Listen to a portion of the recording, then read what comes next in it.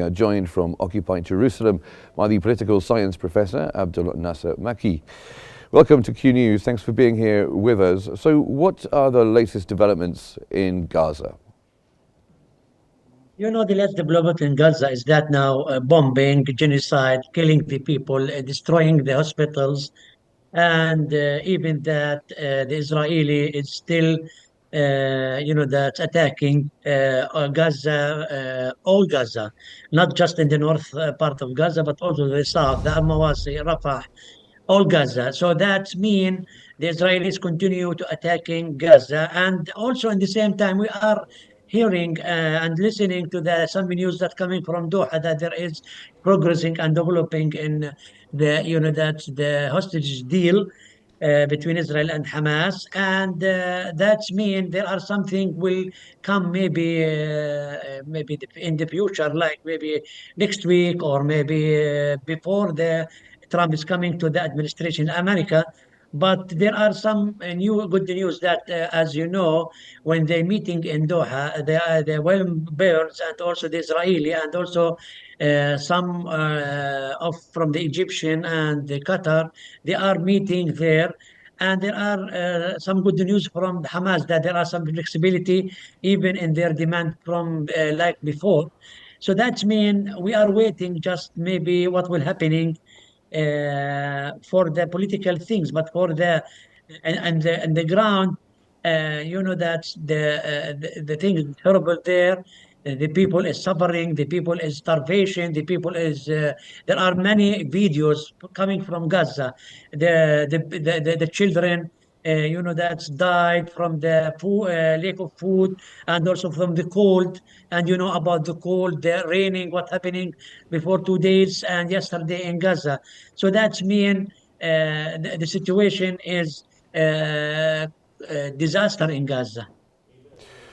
Yes, you mentioned the situation that's affecting civilians. So how is this continuing offensive by Israel affecting the people on the ground? Is there any sign of any hope, any support, any help? No, I don't think so. That we hear that there are some international community and also Israeli want to send, that some assistance to Gaza, but on the ground, the people is dying from the starvation. Before 2 days, two young, that's child had been killed by the lack of the food and also by the cold. Until now, the Israeli didn't do anything in order to support the people and provide assistance. This is something is not, correct. The people is, that is facing many problems in all aspects, from the lack of the food, water, medicine, even the hospital. The hospital is, that's exposed to attacking from the Israeli, like Kamal Adwan hospital, by the airstrike and also by the soldiers there.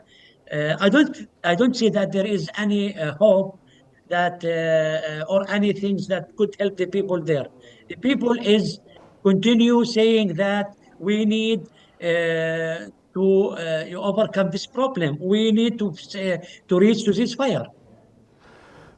So what can be done then? You say there's little hope. What can be done to prevent children like the ones that you mentioned from dying from starvation? I think the only things or the most things that we could do with that is to reach to ceasefire. The Okay. ceasefire is the ceasefire is the Palestinian there, for the children, for the women. Nothing, just the ceasefire. Otherwise, the Israeli is there. They are killing. They still continue. They continue killing, and we didn't see any, that's even intervention from any international community that help the people. So that's mean we need to reach to ceasefire, which is the hope of the Gazanian people. So are there any signs of a ceasefire? You mentioned before that Hamas was showing some kind of flexibility. Yes, I think that today or maybe yesterday or for tomorrow. I think the hope is now increasing. I think that Hamas is now more pragmatic for responding to the demands, and they know what they facing in Gaza, the people there, and also the demands like before what they are demanding. They are not more anymore there, like withdraw from all Gaza, all the end of the war. Just they are demanding for stopping and to reach to ceasefire, and also for the withdraw from Netzarim or Philadelphia, that border. So I think now the ball is in the Israeli corner, and Netanyahu especially. So Netanyahu should respond to all these demands from the all international community, from Trump, from the Arab, from Qatar, from Egypt, and until now, and also for the Israeli demonstrators. Today, as you know, there are thousands of demonstrators now in Tel Aviv and also many of the Israeli cities. They are demanding Netanyahu to stop the ceasefire and to release in order to reach to the deal of the hostages between the Hamas and between Israel. This is the only hope. Well, do you think the current situation, the situation in Gaza is entering a decisive phase? And what are the significant challenges that are ahead? Yes, I think, from my point of view, as I mentioned before, if there is no ceasefire, maybe before the Trump is coming for administration, and I hope that it will happen. I think they will continue attacking and they continue bombing Gaza because there are some militants from even Hamas. They are attacking Israeli soldiers there. So, as you know, there are response from the Israeli to bomb and to kill the people, the innocent people there. Well, thank you very much for joining us from occupied Jerusalem. That was the political science professor Abdel Nasser Makki. Thank you very much for being here with us on Q News.